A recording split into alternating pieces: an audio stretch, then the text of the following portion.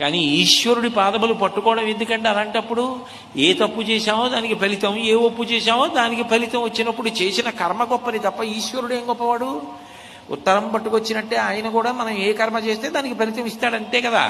అంటే అరుణాచలం భగవాన్ రమణులు అంటారు, కర్మత జడం, కర్మ కాదు, ఈశ్వరుడు అనుగ్రహించాడు అనుకోండి, ఈ జన్మలో బుద్ధి తెచ్చుకొని నేను భక్తితో బ్రతికితే ఆ చేసిన పాపకర్మ వలన వస్తున్నటువంటి తీవ్రమైనటువంటి ఫలితాన్ని బాగా తగ్గించేసి తక్కువగా చెయ్యగలడు.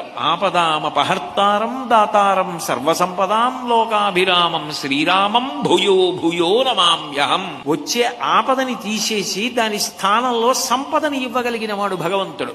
నమః శివాభ్యాం అశుభాపహాభ్యాం.